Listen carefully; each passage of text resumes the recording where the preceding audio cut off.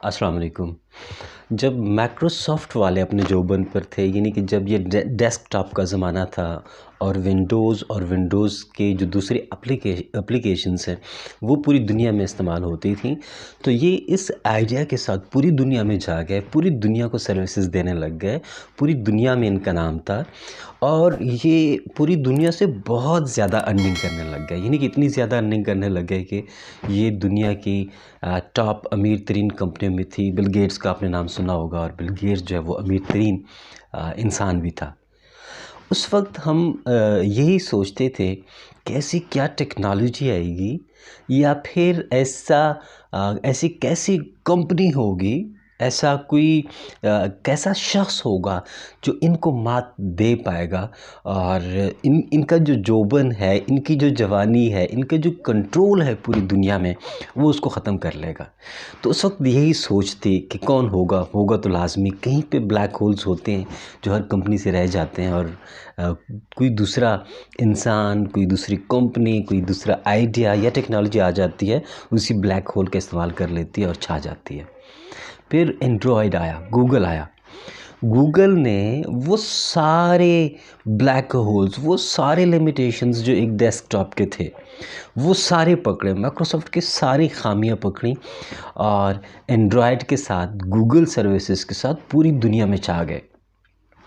और जब ये गूगल अपनी जोबन पर थी, जब से मैं इस कंपनी को समझने लगा हूँ, तो फिर मैं सोच रहा था कि ये कंपनी इतनी बड़ी कंपनी है और इसकी इतनी ज़्यादा सर्विसेज हैं, कोई ऐसा शोबा नहीं है जहाँ पे ये काम नहीं कर रही, जहाँ पे इसकी रिसर्चर्स नहीं हैं, जहाँ पे इसके इंजीनियर्स नहीं हैं।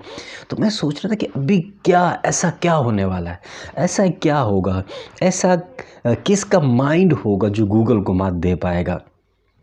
तो पिछले 1-2 महीने से आप बहुत ज़्यादा सुन रहे होंगे, बहुत ज़्यादा चर्चा है ओपन एआई का। अगर आपने ओपन एआई का नहीं सुना तो चैट जीपीटी एक एप्लीकेशन है जो आम यूज़र्स इसको इस्तेमाल कर रहे हैं।